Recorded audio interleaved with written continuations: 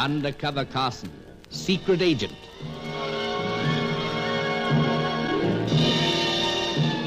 Operation Deathray, an assignment in Rio.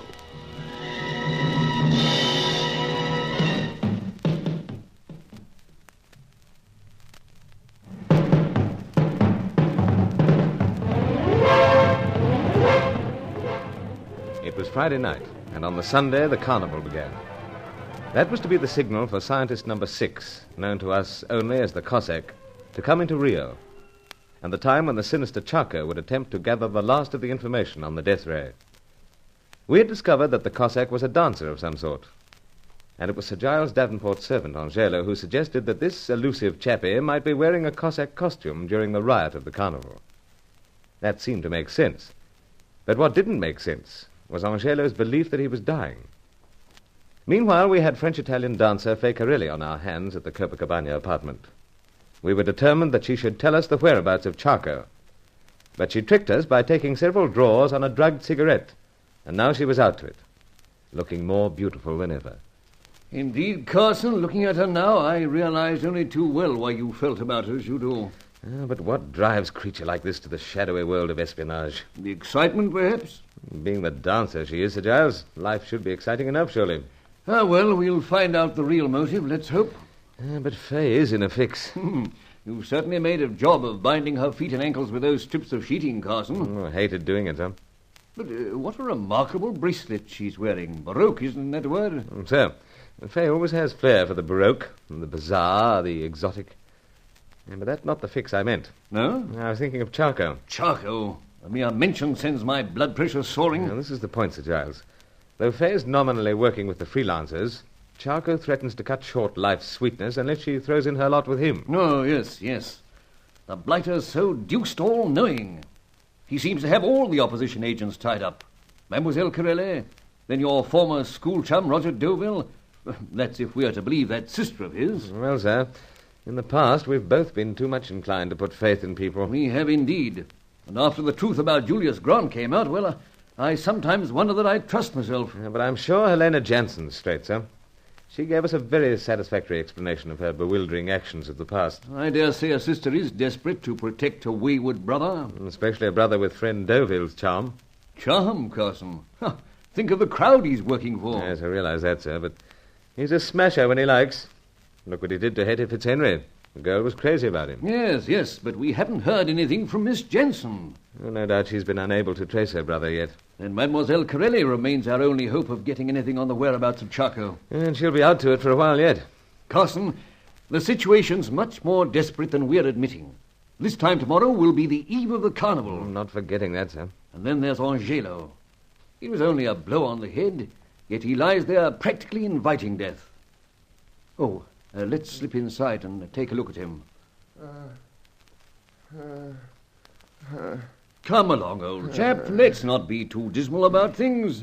Excellency, I am doomed never to see another carnival. Angelo, you've had a nasty blow on the head, but you'll recover. Not on this occasion, Excellency. Yet think of the past, the blows, the bullets, the broken bones. It was then the will of the spirits that I should survive. But how can you say they won't stand by you now? Because, Excellency, in exchange for my life, they have furnished me with information valuable to yourself. About this Cossack fellow being decked out in a Cossack fancy dress costume and joining the festivities? It is so, Excellency, and it grieves me deeply to depart from your side, but you will have another to assist you. But there could only be one Angelo ever. There is another, Excellency, and he will take my place. Another Angelo?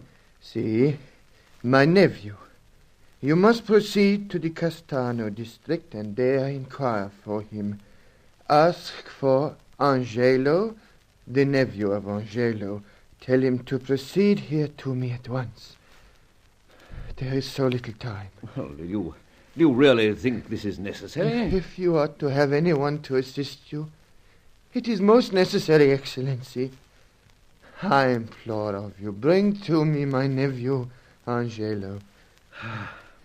If it'll make you any happier, Very well. Now, look, sir, leave it to me. I'll borrow the rolls and be there and back inside the half hour. You keep an eye on both Angelo and Faye.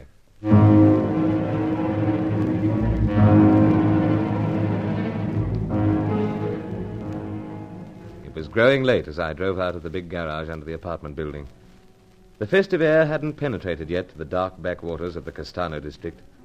I was regarded by hot, shaded eyes when I pulled up near a dimly lit corner, but they knew who I was.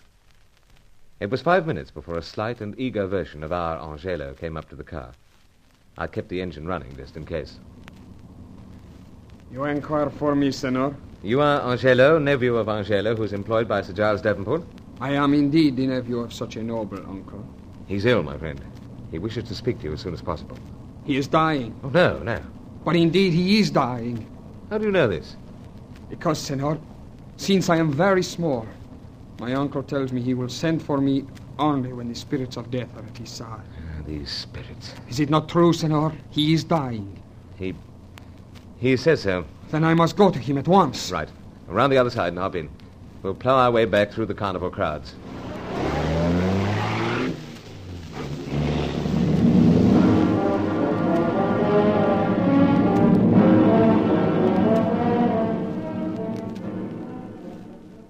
They're in there together, Carson. But our Angelo's still out to it. I can't understand why he's throwing in the towel like this. Nor I. Though I've been wondering, that blow on the head, perhaps it was much more serious than we believed. Well, Roger Deauville was to blame. And from way back, he was never the gentle type. Yet this doctor friend of yours... Always so very discreet and reliable, Carson. Said it was concussion and nothing more. But the young chap... Angelo II? Seems to have a good working knowledge of our Angelo's underground. And how to contact these ever-shadowy relatives and acquaintances, eh? So. To think that all this should happen just when we are likely to need all the help we can muster more desperately than ever. Hold steady, sir. What is it, Carson? Angelo coming too? No. Faye. Ah. Well, old fellow, if she's back with us, we get to work. She must tell us what she knows about contacting Charco. Come on. My hands, my feet, tied together. I'll never forgive you for this, Monsieur Bruce, both of you. Well, the same thing happened to me earlier in the day, my dear, at your apartment, remember? I do that to you only to protect yourself. From Charco? Oui. Mademoiselle Corelli, I think we understand one another very well. I not understand anyone who is so ungallant. Oh, take off these bindings. They hurt. Once again, young lady, let's have no crocodile tears. You were brought here for a particular purpose, and we're desperate men.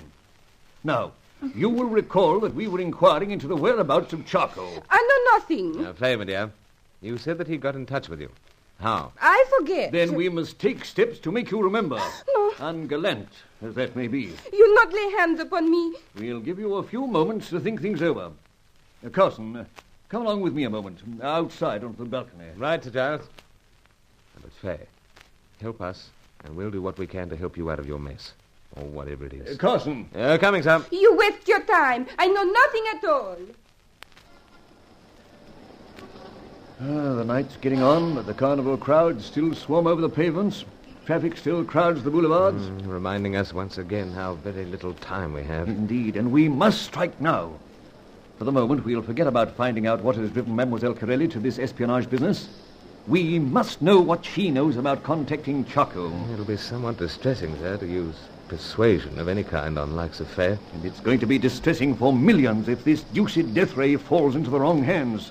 So. That's why I called you out here, to discuss what methods we might best adopt. I expect we must face up to it. We must, Carson. Grim and distasteful though it may... Hold on a moment. Yes, I think Angelo is talking to his nephew. Carson, perhaps we'd better listen in on this. My nephew?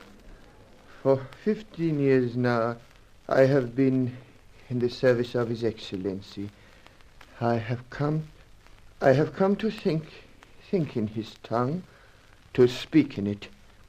You understand? Comprendo muito bem. Si, you understand very well.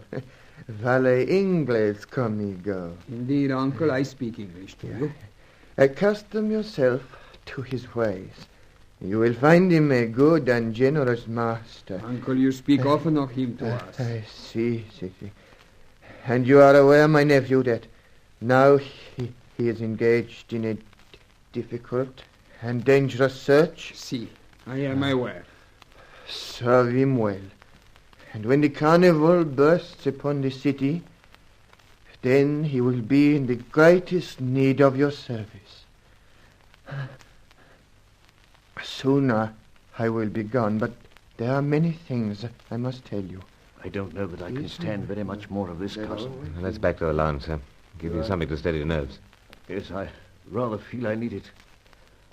After 15 years, I think it should come to this. Dash it all. Walking into doorposts. Take it gently, sir. Through here now. Thank you so much, Carson. I don't seem to be seeing very well. Here we are now, sir. Great Lucifer! Oh, what is it now, old fellow? Fay, gone. Fay? Mademoiselle Corelli gone? It was that bracelet. You see it there, sir? Parts of it lying around. Yes. Look, it's a cutting device, Carson. So, just like that special pipe of mine. Well, I don't know precisely how she worked it, but she's flown. Gone. And another chance gone. Carson, this is tragic. Yes, it certainly is, sir. Angelo dying, Fay gone, the carnival almost upon us. What chance have we now of finding Charco?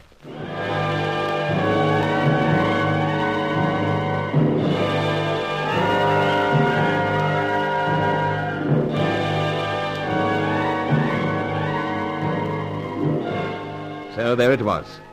Just when we thought we had the ravishing Fay cornered, she escaped us. Time was growing short, and our hopes were shrinking in the grim game of Operation Deathray.